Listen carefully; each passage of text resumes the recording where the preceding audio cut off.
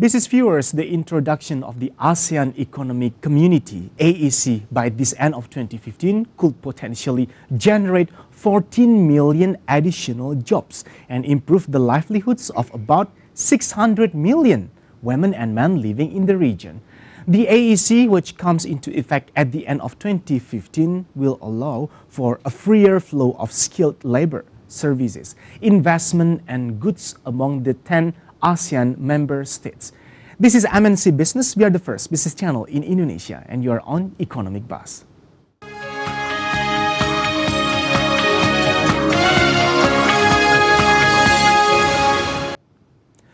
ASEAN Economic Community 2015 is a uniting of 10 ASEAN countries. It is expected to bring a new era of economical cooperation to all 10 countries within the region. Investors now can invest anywhere in these countries. Workers can also go work anywhere with no tight restriction like before. Competition from the employment issue perspective certainly will get fiercer for those who are not well prepared. Here is our report for you about AEC 2015.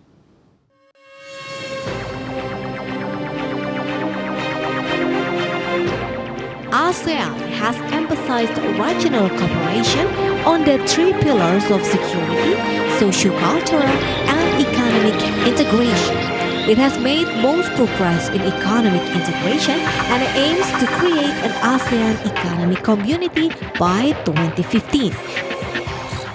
The AEC would have a combined population of over 566 million people and a gross domestic product of over 1,173 trillion US dollar. The foundation of the AEC is the ASEAN Free Trade Area, a common external preferential tariff scheme to promote the free flow of goods within ASEAN.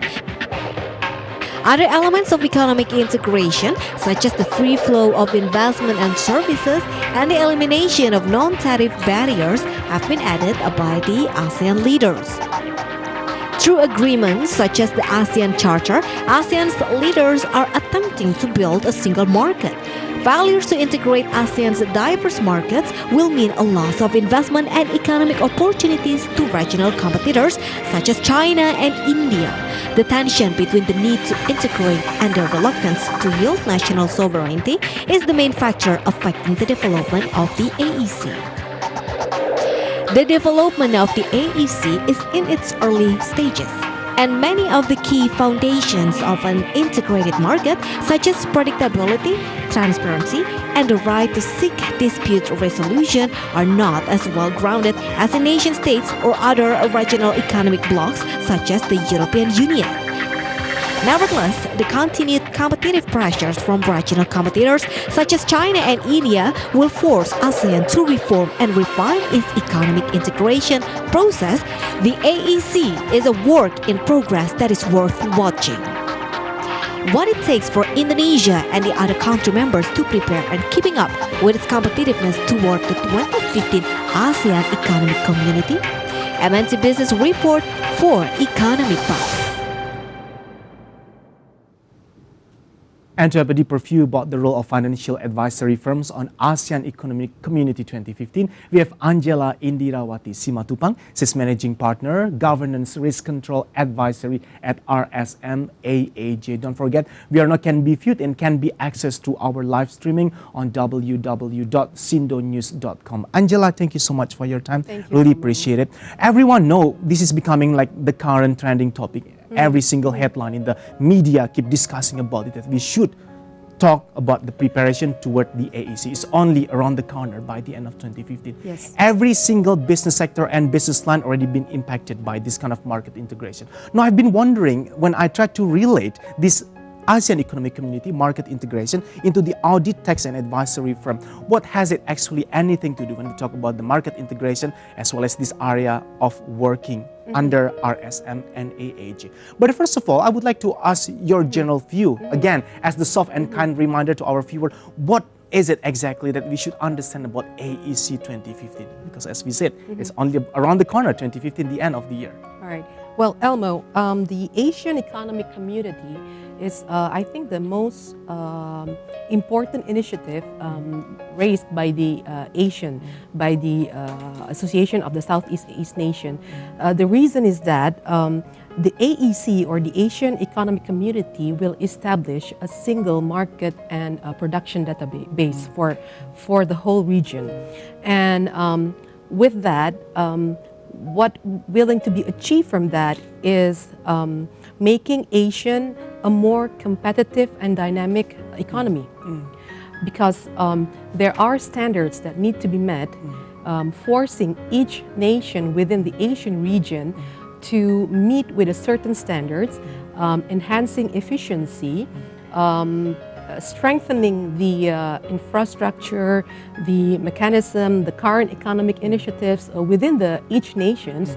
It will force each nation to be able to compete within the, not only in the regional market, but also in the global economy. So by far, it will lead ASEAN to be more competitive globally.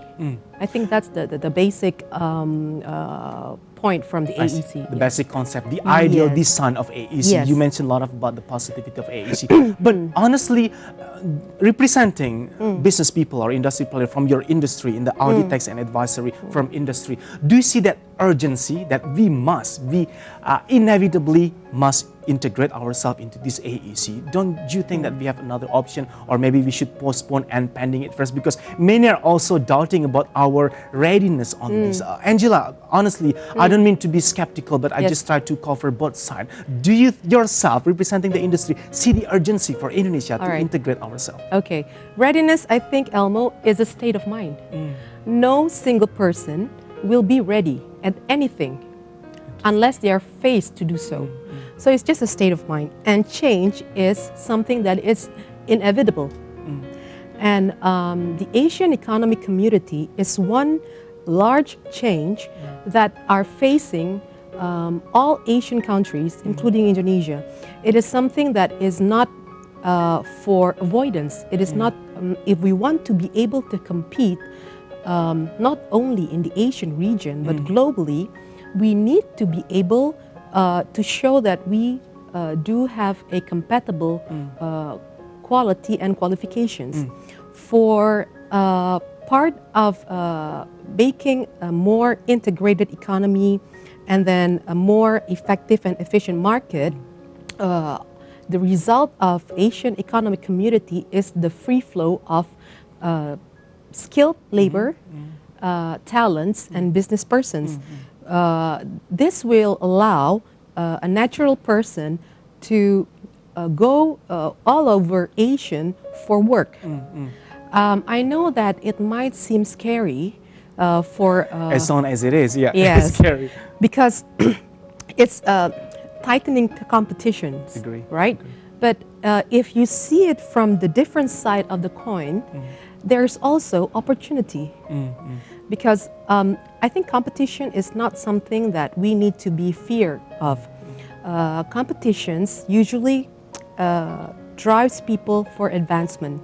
Because if you want to lead, then you will raise yourself, and then you will try to be able to qualify, and then will be able to compete with everyone. Somehow it will encourage us and motivate us in such a way, because we have no other option. It's we already been there. Forcing us, right? Because as I said, it's a state of mind. If it's not in front of your face, you will not be ready for that.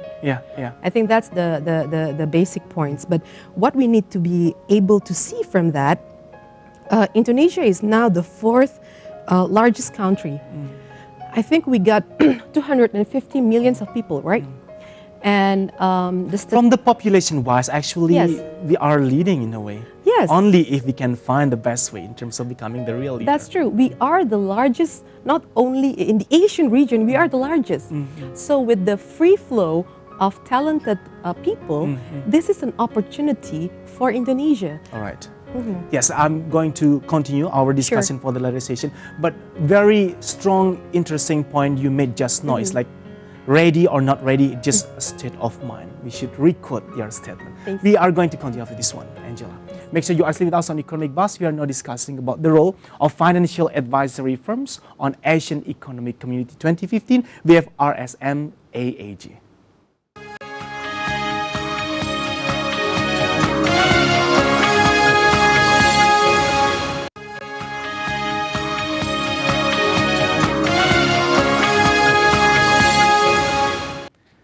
We have business news for you before continuing our discussion. APPI recorded that financing industry in 2014 was recording the lowest growth ever since 2008. In order to anticipate the situation, companies in the industry were launching a lot of innovative products to boost the performance. Economic performance, which was in slowdown trend last year, is reported to bring negative impact toward national financing industry. In order to anticipate the situation, business players in the industry were launching innovative financing products so that it could attract more customers and boost the company's performance. Head of Indonesia Financing Company Association, Suwandi Widatno, stated that in 2014, the growth of financing companies' asset was only 4%. Which was the lowest record since 2008. Looking at the situation, the association is expected for government to be able to maintain the economic growth stability so that it could support the industry performance. Aset perusahaan pembiayaan di tahun 2014 hanya tumbuh kurang lebih sekitar 4% dan portfolio pembiayaan tumbuh kurang lebih sekitar 6 dan 7% dari tahun 2013 ke 2014. Suatu pertumbuhan yang paling kecil dari sejak tahun 2008. Furthermore, with the new policy on financing business expansion, where a financing business should be divided into three main businesses, consists of investment financing, work capital financing, and multi-finance, the industry players are expected that it could boost the industry performance. As it has been known, the policy is currently being arranged by Financial Service Authority and is scheduled to be done in 2015. Jakarta, Gilang Praditya, MNC Business. Another news for you, business players in financing sector is reported to be not performing well due to slowdown economic growth back in 2014. Thus, the industry players expect with the new fuel policy, it could boost the industry performance for this year. As fuel price went down to 6,600 rupiah, it is believed it could stabilize the inflation rate and prices of basic consumer goods. Despite the lower price of fuel, business players in the financing industry complained about the economic growth last year that did not meet the expectation. President Director of PT Adira Finance, Willy Suwandi Dharma, explained that financing companies have significant correlation with benchmark rate, so if BI increases their rate, financing sector could be affected. Jadi kita berharap bahwa ini bisa sedikit banyak membantu meningkatkan penjualan dari itu dan pada akhirnya bisa membantu juga mengerek sedikit pertumbuhan terhadap industri multifinance ya gitu. Walaupun suku bunga kan juga merupakan salah satu faktor juga ya kalau suku bunga. Meanwhile, on the other hand, Adira Finance had the growth of only 2% in 2014, in which the biggest contribution came from two-wheeled vehicle financing for 55%, and for four-wheeled vehicle, it contributed 45%. Jakarta, Gilang Praditya, MNC Business. We would like to greet you business people in Singapore. You're an economic buzz, the English Structure program that outlook the economic and social issue for your business plan. We are now still discussing about the role of audit, tax, and advisory firms on ASEAN Economic Community 2015. We have Angela Indirawati Simatupang. She's managing partner, governance risk control advisory at RSM AAJ. And the main reason also to bring you into this discussion is also talking about the strategic role of RSM AAJ. And how should we relate AEC actually with this particular industry, audit, tax, and advisory firm? But further to our conversation early on, it's a lot of interesting point you just stated, Angela. First, ready or not ready, readiness is all about the state of mind. So you are also suggesting that it's pretty unfair when we are finger pointing the government that they were rushing into this agreement signature and things, because actually it's already there. Whether we like it or not, everyone is also into this trend as well. Now, since you're also implying that in the end, market integration is much broader than just the flowing of goods and services, but also human resources.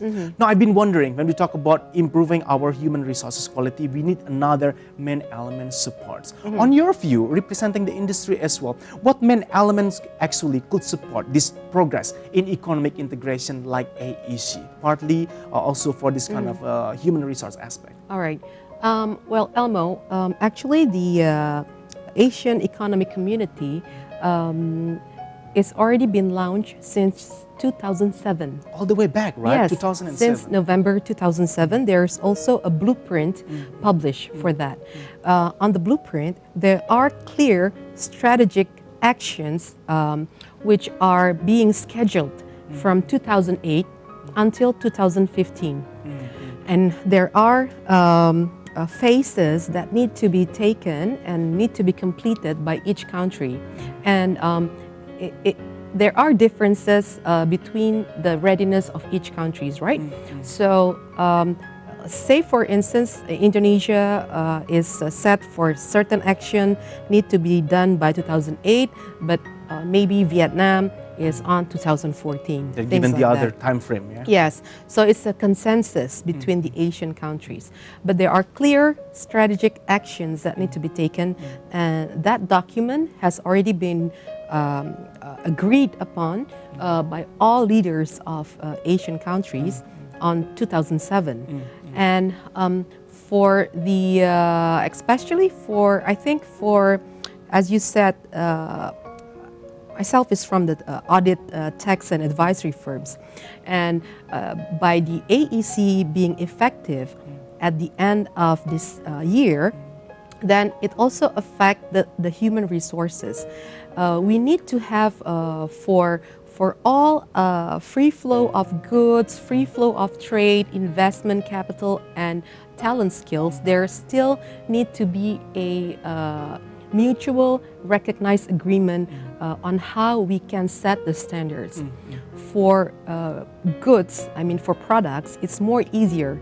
You can set a quality level which is more easier for people to certify. Yeah, but things are so much different. But by the time you're trying to assess, quote unquote, the human resource level, because as you also mentioned, the disparity, the gap are truly there among the ASEAN country members, right? Yes, so there need to be a mutual recognitions agreement among Asian countries on what is the minimum requirement that is acceptable to all.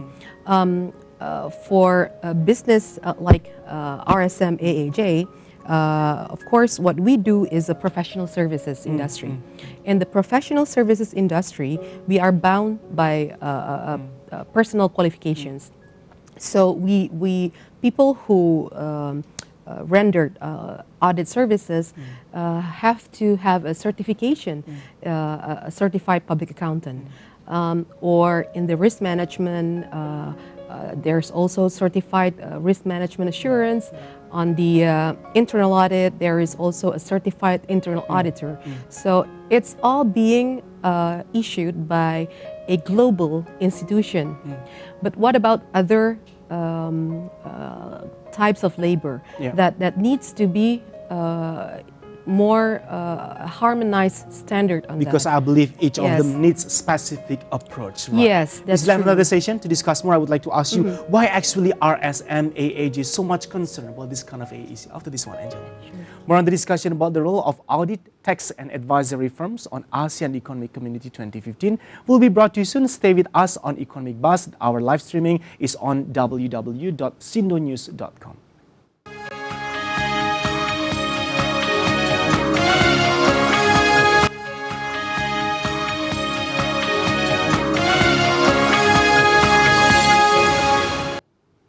Another business update news for you. The price of cement sack decreased by 3,000 rupiah. PT Semen Indonesia would make the operational cost more efficient for the distribution. The strategy is done in order to increase the company's revenue by the end of this year.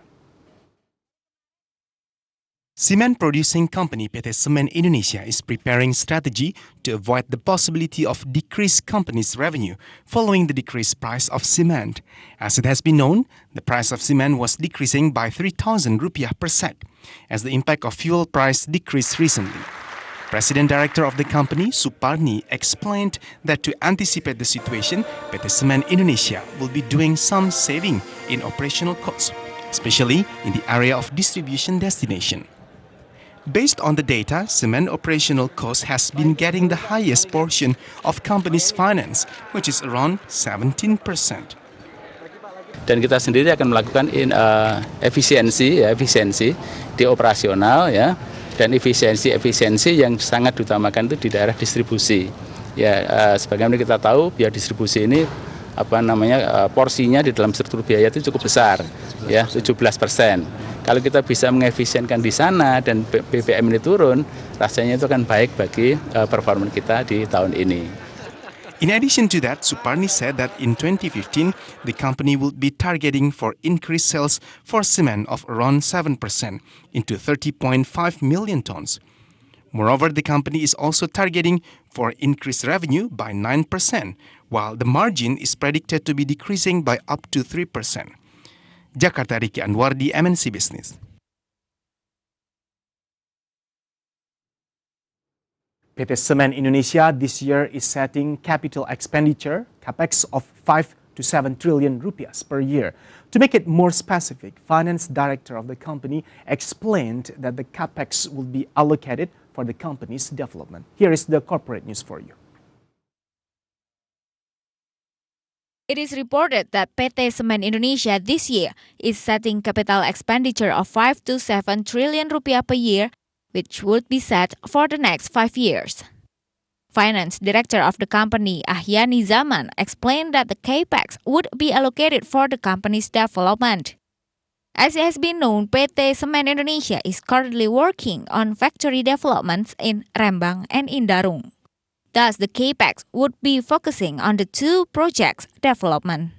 Furthermore, he mentioned that for factory developments in Rembang, it would need capex of around 4.45 trillion rupiah, while the development in Indarung would need around 3.84 trillion rupiah of capex. The capex is reported to be some from the company's internal finance and some from banks' loan, which the company's standby loan capacity is reported to still be 1 trillion rupiah.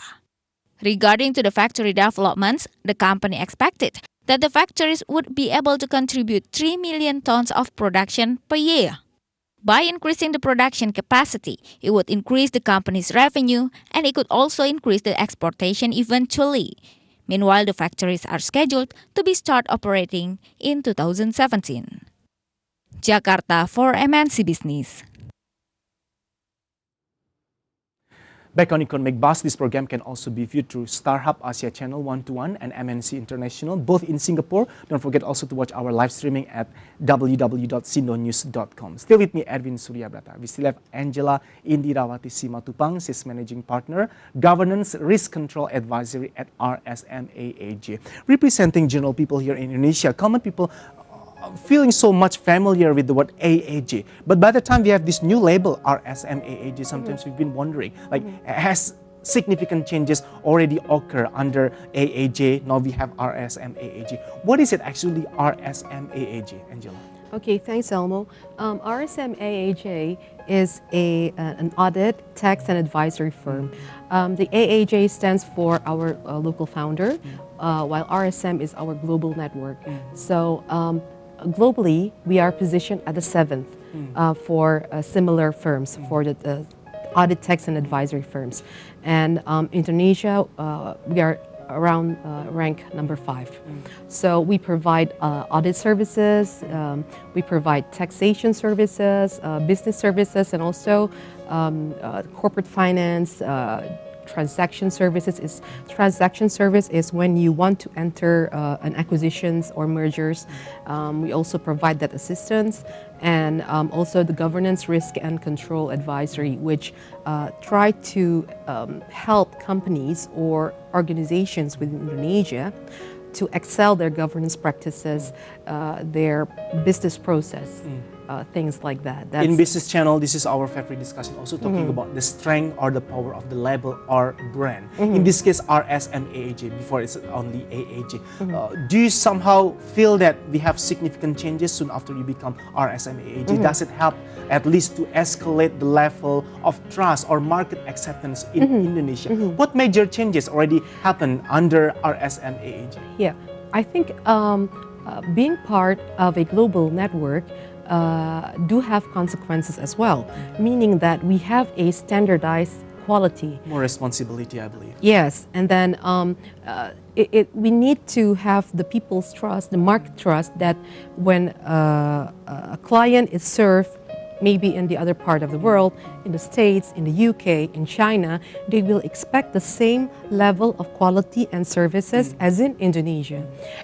Because RSM is existed in more than 100 countries, and we are supported by more than 35,000 of people globally. So with that global connections and the strong local knowledge of Indonesia, it can really help companies, especially during this Asian economic community, companies that want to go outside Indonesia, wants to invest and do business there, expand their business, they will feel more easy to know that they are supported with someone who knows exactly the uniqueness of Indonesia market. Yeah, so there is a local touch, the local content as well, because in the end, you are the one who understands very well about the playground of Indonesia in such a way, right? Audit, tax and advisory firm. When we talk about this industry in particular, how is it going on so far? How is the general business performance of the audit, tax and advisory firm here in Indonesia? Do you see like really big potential market for this? Of course, there is always the market for that, because it is something that always needed by organizations who wants to excel. For the audit, of course, it is compulsory for companies to be audited. Their financial statements need to be audited annually. And for other companies who wants to do fundraising, merger acquisitions, they also need advice. Exactly. And if you don't mind, maybe, I'm sorry to interrupt you, you can continue for the second half of the talk show. This will also lead me to this kind of very big major question. Why the topic of AEC is so much interesting, and why you also focus and have a strong concern over AEC representing RSM AAJ? After this one, Angela. All right, thanks. Make sure you are still with us on Economic Buzz. We are going to discuss more about the role of audit, tax and advisory firms on ASEAN Economic Community 2015. Stay tuned.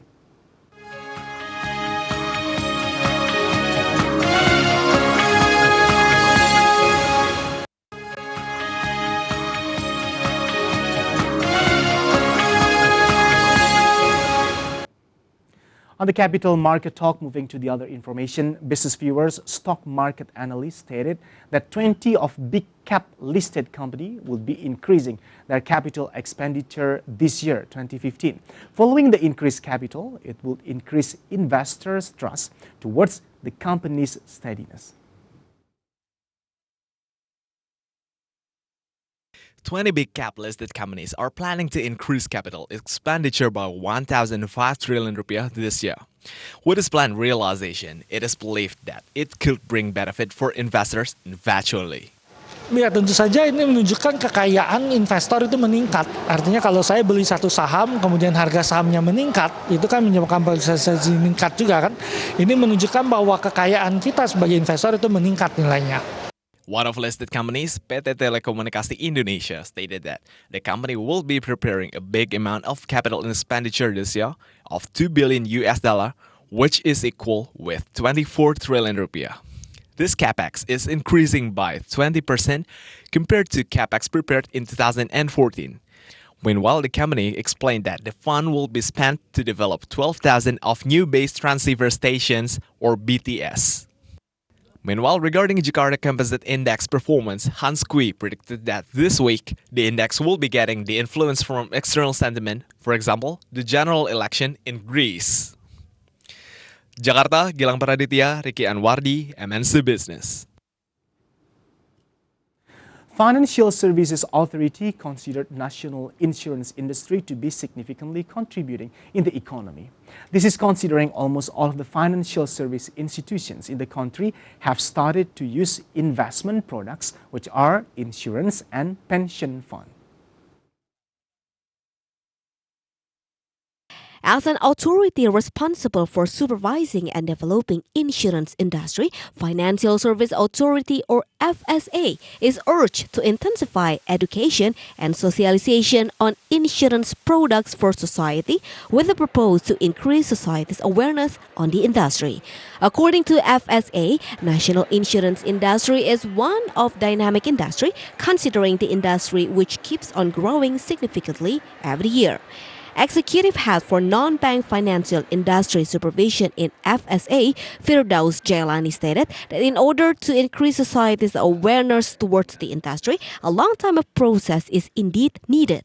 However, he believed that with maximum effort done by the FSA as well as other related parties, positive result will definitely be achieved. Memang bukan hal yang mudah dan dapat dilakukan dalam sekejap. Namun upaya ini akan menjadi kontribusi yang sangat signifikan bagi perekonomian nasional. Keseriusan ini kita bisa lihat dari sekian banyak lembaga keuangan, perbankan, pasar modal, kemudian industri keuangan non-bank yang terdiri dari asuransi, dana pensiun, pembiayaan, dan lain-lain. Firdaus also added that the insurance industry in Indonesia is still having big potency to grow even bigger. However, in order to realize the growth, commitment and integrity from all related parties will be needed. Not only that, competency standard will also be necessary to support the industry performance in the future. Jakarta, Gilang Praditya for MNC Business. You are still with us on Economic Buzz. We still bring our discussion about the role of audit, tax, and advisory firms on ASEAN Economic Community 2015. Don't forget also to access our live streaming on www.sindonews.com. We still have RSM AAJ represented by Angela Indirawati Simatupang, Sales Managing Partner, Governance, Risk Control Advisory at RSM AAJ. Now, after we talk about RSM AAJ, why this particular topic, AEC 2015, is coming to the attention of RSM AAJ? Why do you think that bringing this into discussion is super important for Indonesia especially? Because I think that people sometimes forget and they focus that this is only about the goods inflow, the products inflow, and they focus on the standardizing of our quality product. But I think most people also forgot that there will be a free flow of people, talented people, and that is something that needs to be taken into considerations, and we need to be ready to see that. Because it is high-skilled workforce we are talking about, right? High-skilled professionals. Yes, as I said before, Elmo, with 250 million people in Indonesia, and by the statistics, is 110 people is labor workforce. It is actually an opportunity for Indonesia, as long as we be able to enhance ourselves, a capacity building. So if we, the government and all the related infrastructure is ready to create talented people, we are able to seize the opportunity. So it's not all about threat. It's not about competition, solely about competition. It's about opportunity that will be missed to be grabbed if we don't be qualify for that. I think so under one circumstance, only if we can find the best strategy, then we can seek or find opportunity instead of being like fearful over this kind of challenges as well. But truly, when we talk about this audit, tax, and advisory firm, very interesting story. During the break we discussed about this, that actually it is very hard. We need like strong effort in terms of creating the market for audit, tax, and advisory firm. It's not attractive as a matter of fact, because people are so much scared being audited. They are so much cautious in terms of talking about taxation issue, if especially when it comes about the internal company, what do you call this, data and things. How you representing RSM AAJ will dig up more opportunity and working well in terms of figuring out the best way in terms of having a nice, good performance on this particular industry? Right. With the AEC, then there will be capital inflow, and of course there will be increased volume of transactions. That's for sure. So what RSM AAJ anticipate is that we need to speed up our process on how we deliver our service to clients. So people wants to have a very a quality service, but on a very speedy time, time that allow them to make business decisions quick. So I think from our standpoint of view, we are already been preparing ourselves to speed up our processes so that we can really support our clients to excel. On the threat side, saying that on the professional services like RSM AAJ, people need to be qualified, right? Then the threat, I think, is that we lose people because people move from Indonesia. That's the big point. Because there is a standardized quality on that. I think, but with opportunity, there's always challenges, and I think we need not to be fear on those competition.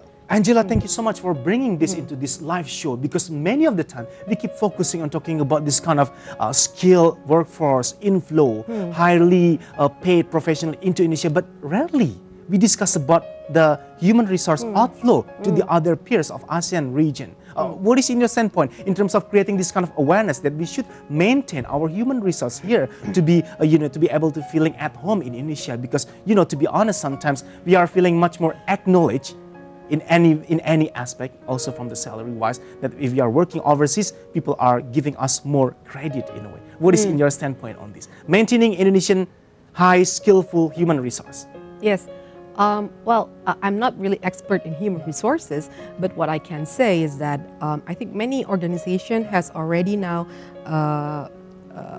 recognizing the potentials of Indonesian workforce, and also if you are qualified, if you are a good performer, you will not need to worry because reward goes along with that. So I think if we do not have receive the reward as to our expectations before we are pointing fingers to our employee or employer, we need to see in the mirror and reflect, how do we stand with our peers? Is there something that we need to enhance so that we are really apple to apple, or even go beyond that?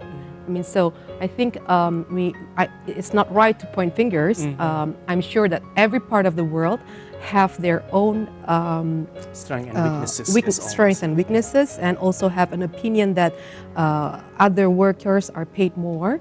But before we go that, I think we need to address ourselves, see the man in the mirror, and then ask what we can improve from ourselves. Very diplomatic and wise answer from you, Angela. Well, summing up our discussion for this particular session, we talk about delivering the best service to our client. Using the personal experience of RSM AAJ staff, as well as the way you run your business in RSM AAJ, what typical characteristic actually owned by Indonesian market regarding to this particular industry, audit, tax and advisory firm? What should we understand about them by the time they are using or expecting our service? Well, in the audit, tax and advisory firm, basically there are two parts of main services. One is assurance. So you are reviewing something and then you are giving assurance. And one is when you act as a consultant. When you act as a consultant, you are an advisor to your clients. Of course, what's best for your clients is what you are recommending. So our main focus is to really understand our client's strategy, their objective, and how we can really fit to give a valuable advice to them so they can really achieve their objective. And you remind me of this kind of very crucial aspect in this industry, trust issue. What about this kind of trust issue level among Indonesians using this kind of particular industry, audit, tax and advisory firm? Is it easy to somehow engage them, to captivate their attention, that they can trust us when we try to put our position as the advisor, as the consultant? Will it be that easy to engage them when we talk about this kind of customer and client engagement with RSM AAJ? Well, trust is not something that is given for free. Trust is something that you have to earn, and then something that you have to maintain. And it's not built overnight. No, it's not built overnight. If you don't mind, maybe we can continue for the later session. Thank you so much, Angela. Economic Buzz will be back soon with more view from Angela Indirawati Simatupang. She's Managing Partner, Governance Risk Control Advisory at RSM AAJ.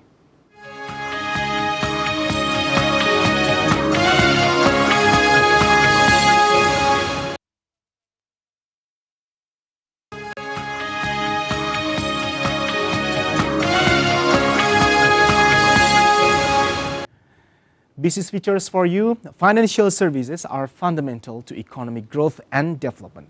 Banking, saving and investment, insurance and debt and equity financing help private citizens save money, guard against uncertainty and build credit, while enabling business to start up, expand, increase efficiency and compete in local and international markets.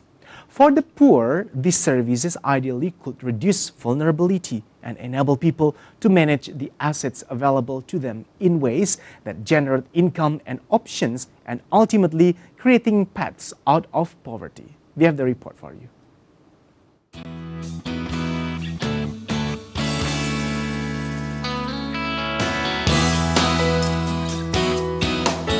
It is believed that Indonesia's financial sector reform glass is still only half full.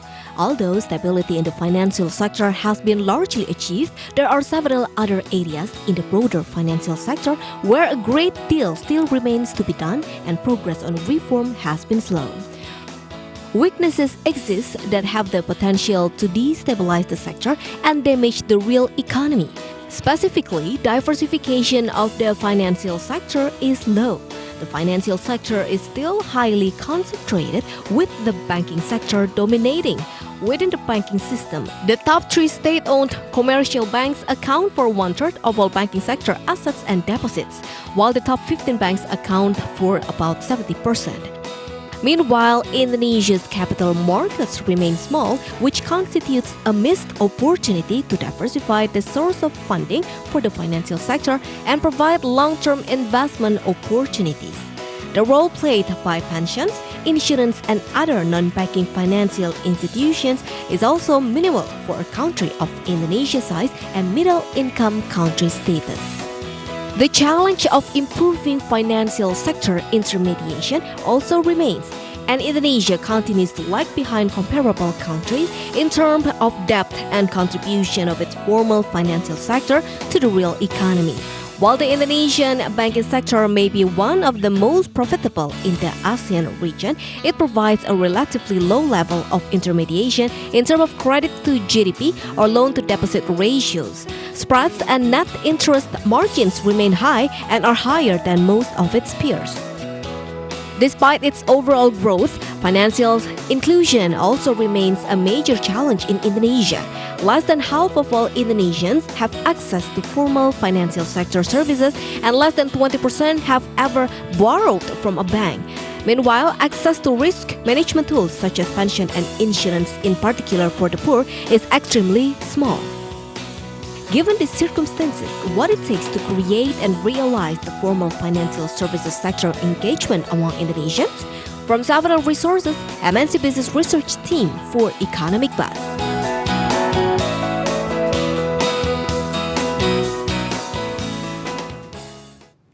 You are watching Economic Buzz. We still have Angela Indirawati Simatupang, Managing Partner, Governance Risk Control Advisory at RSM AAJ, to share her view over the topic that we bring up in this talk show. Well, continuing our previous discussion, talking about engaging ourselves with our client, maintaining the trust issue as well. What have been done by RSM AAJ?